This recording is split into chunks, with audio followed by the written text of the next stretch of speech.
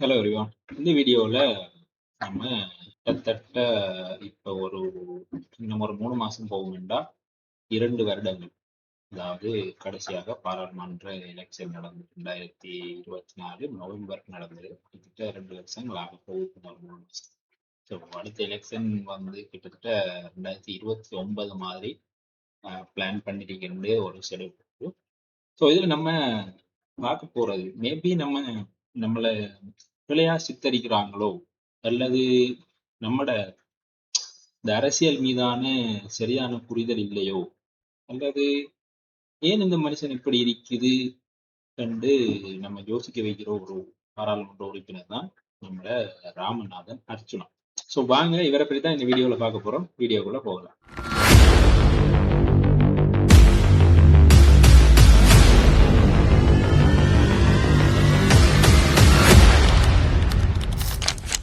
இவரை பற்றி எனக்கு ரொம்ப பிடிக்காம போனதுக்கான காரணங்களை நான் சிம்பிளா முன்னுக்கே சொல்லிட்டு போயிடுறேன். 2-3 விஷயங்கள் தான். இவர் நம்மட முதலமைச்சர் சிஎம் ஜோசப் விஜய் அவர்களை சந்திக்கிறதுக்கு தமிழ்நாடு போயிருந்தார்.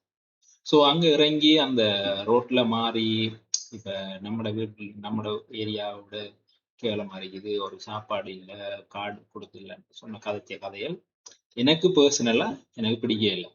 ஸோ இப்போ நாங்களும் சில நேரங்களில் கேண்டீன் வழியா இப்படியான ட்ரிப்ஸ் போகலாம், சோலோ ட்ராவல்ஸ் போகலாம். போகிற நேரங்களில் சில கடைகளில் கார்டு இருக்கும், சில கடைகளில் கார்டு இருக்காது. ஸோ நம்ம பக்கத்தில் ஏடிஎம்ஸில் பார்த்துட்டு ஏடிஎம் எடுத்துட்டு கார்டு கொடுக்குறதில்ல அல்லது கேஷ் கொடுக்குறதில்ல, சாப்பிட்டு நம்ம போவோம். அது ஒரு சிம்பிள் விஷயம். அது ஒரு வீடியோவா ஏன் இங்கே அவ்வளோக்கு இல்லை அப்படி இப்படின்னு சொல்லி லண்டன் அப்படின்ற கதையிலெல்லாம் எனக்கு பிடிக்கல பர்சனலா. நான் அதை பேடா ஃபீல் பண்ணேன். அதே நேரம் தமிழ் தேசியம் அப்படின்ற காட்சி போட்டு எனக்கு இந்த மஹிந்தர குடும்பத்துக்குள்ள அந்த அந்த கதைகள் எனக்கு இவரில் பேட் இம்பேக்ட் எனக்கு கிரியேட் ஆயிடுச்சு.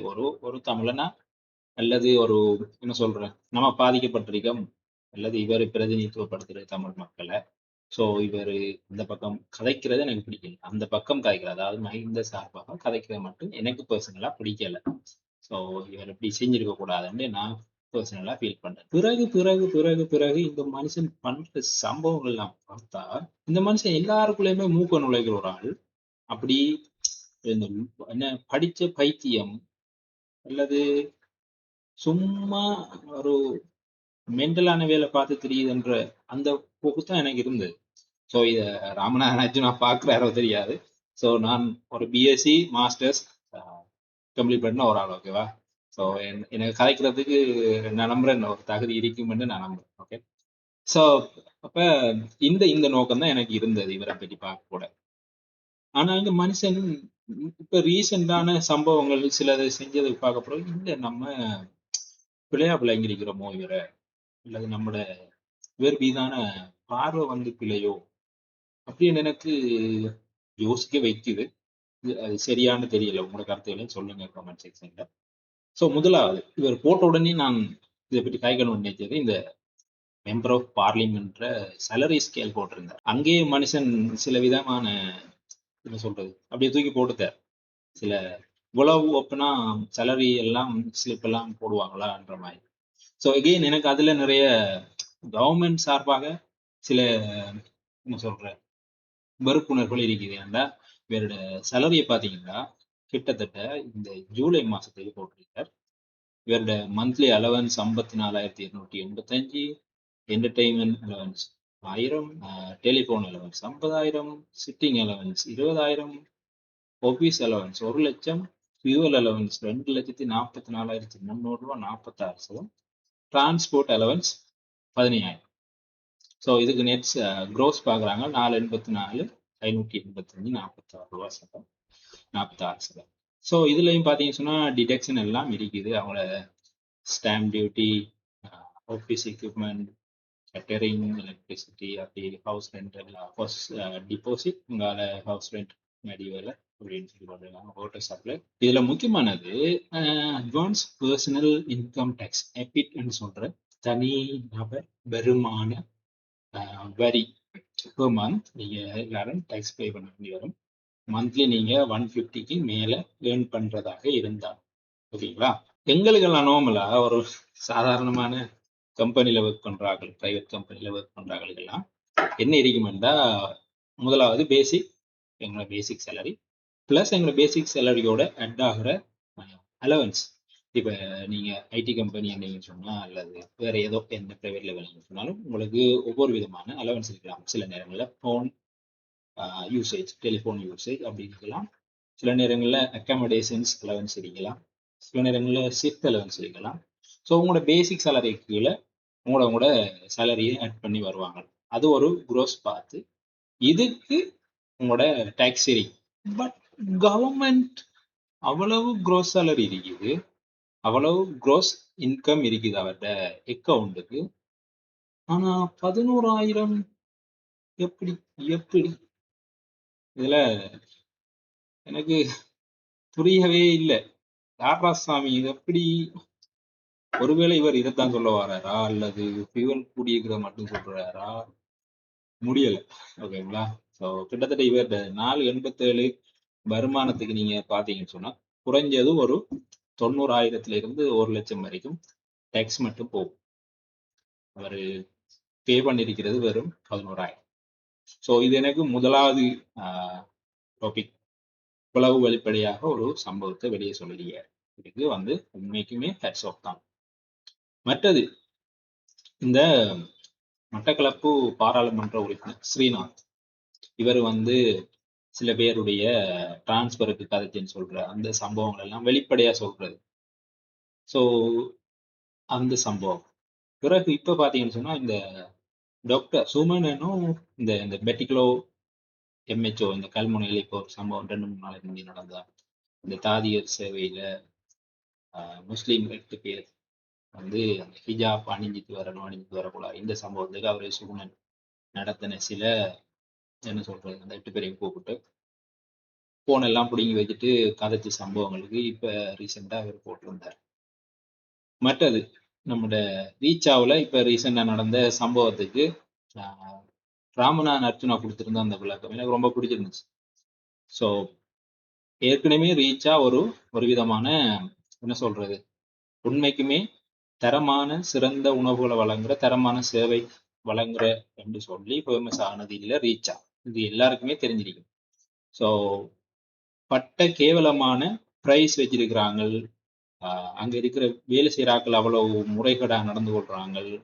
ரொம்ப விலை, நான் சொன்ன மாதிரி தான், ஏற்கனவே சொன்ன மாதிரி தான், ஒரு டீயும் பண்ணு குடிச்சிங்கன்னு சொன்னா 1,200 ரூபாய் பில் வைக்கிற மாதிரி பில் போடுற ஒரு கேவலமான ரெஸ்டாரண்ட் தான் ரீச்சா. இதுல அவர் சொல்றாரு ராமநாதன் அர்ச்சுனா, எனக்கு பிடிச்சிருந்துச்சு. எனக்கு ராமநாதன் அர்ச்சுனா முந்தி பிடிக்கலன்ற மாதிரி ஒரு ஃபீல்ல இருந்தேன்னா, இல்ல இது நம்ம தான் பிள்ளையா நினைச்சிருக்கிறோமோ அப்படின்னு எனக்கு தோண வெளிக்கிடுச்சு. நான் இன்னைக்கு பார்த்த வீடியோ அந்த அவர் கொடுத்திருந்த ஐடியா எனக்கு ரொம்ப என்ன சொல்றது இல்ல இந்த மனுஷன்ல ஏதோ இருக்குதுன்னும் எனக்கு ஃபீல் பண்ண வச்சுச்சு. நான் டோட்டலா அகெயின்ஸ்ட் தான். வேற இந்த தமிழ் அல்லது இந்த மஹிந்த கூட்டத்துக்கு பின்னால வாழ் பிடிக்கிறது அது உண்மையா பிடிக்கல. அது தமிழ் மக்கள் இவரை ரொம்ப நிராகரிப்பாங்க அந்த ஒரு விஷயத்துக்காண்டி மட்டும் இவர் அப்படியான காய்கிறது. மற்றபடி இவர் வவுனியா, கிளிநொச்சி, முல்லைத்தீவு இங்க நடக்கிற பிரச்சனைகள் எல்லாத்துக்கும் கதைக்கிறது எனக்கு ஒரு சாதாரண குடிமகனா பார்க்க சந்தோஷமா இருக்கு. அவர் சாவகச்சேரிக்கு மட்டும் பாராளுமன்ற உறுப்பினர் இல்லாத அந்த அந்த இதுக்கு மட்டும் அவரை மட்டும் கைக்கணும். நம்மடாக்கள் என்ன மட்டக்களப்புல இப்ப எல்லாருக்குமே தெரியும், ஓரளவுக்கு படிச்ச எல்லாருக்கும் தெரியும் மட்டக்களப்பு பாராளுமன்ற உறுப்பினர் இல்ல தமிழ் தேசிய கட்சி தலைவர் நம்மட சாணக்கியன் ஒரு பயங்கரமான கள்ளன் தான் போல தெரியுது. ஏன்டா 2 பக்கம் கதைச்சு கொண்டு உள்ளால சில மேட்டர்களை பார்த்துட்டு இன்னும் அரசியல் தமிழ் என்று சொல்லி மக்களை ஏமாத்தி கொண்டிருக்கிறாங்கன்றது உண்மை. நிறைய பேருக்கு அந்த சம்பவங்கள் புரிய வெளிக்கிட்டு இப்படியான ஒவ்வொரு ஆள்ற சம்பவங்களையும் இந்த ராமநாதன் அர்ச்சுனா வெளியிற நேரங்கள்ல இல்ல இவரு ஒரு வித்தியாசமான ஆள் தான், நம்ம இவரை நினைக்கிற மாதிரி இவரு என்ன சொல்றது இந்த சில பேர் கதைக்கிற மாதிரி வச்சு கொண்டு நம்ம டிசைட் பண்ணிடக்கூடாது இப்படியான ஆட்களை அப்படின்னு எனக்கு தோண வெளிக்கிட்ட ஒரு ஆள் தான் இந்த ராமநாதன் அர்ச்சுனா. ஸோ எது எப்படியோ நமக்கு நிறைய விஷயங்கள் வெளிப்படையாக தகவல் சொல்றாரு. அதே நேரம் எனக்கு இன்னொன்றும் பிடிச்சிருந்துச்சு. தான் போட்டி போட்டதெல்லாம் என்ன சொல்றது, பெரிய பெரிய படிச்ச ஆக்களோட.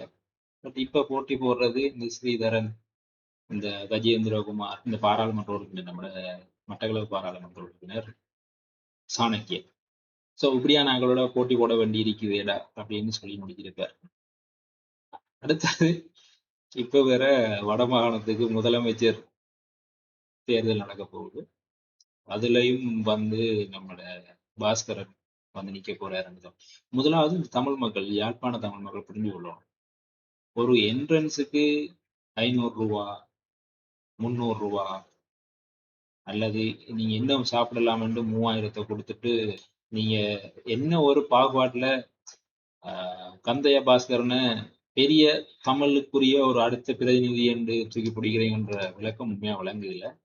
பட் நீங்க யோசிச்சு பார்த்தீங்கன்னு சொன்னா, நீங்க சரியான சிந்தனைகள் இருக்கும்னா உங்களுக்கு சில விஷயங்கள் விளங்கும்.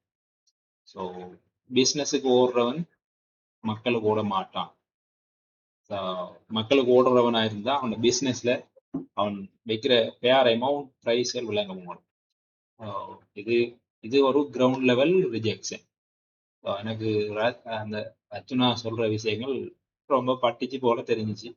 ஸோ சொல்றத மட்டும் நம்பாம நீங்களும் சிந்தித்து செயலாற்றுங்கள். ஸோ மேபி நம்ம பிள்ளையாக நம்மளை சுற்றி அர்ச்சுனாவை பிள்ளையாக காட்ட முயல்கிறதா, அல்லது அவர் பேசுற ஒரு சில வார்த்தைகளை வச்சு கொண்டு இந்த சோசியல் மீடியா சமூகங்கள் பிள்ளையா பிரசுரிக்குதோ என்றும் ஒரு விதமான ஃபீலா இருந்துச்சு.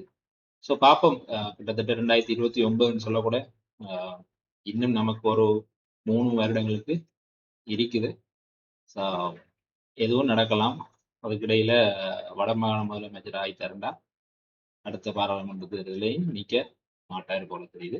So see you guys in the next video with another interesting topic.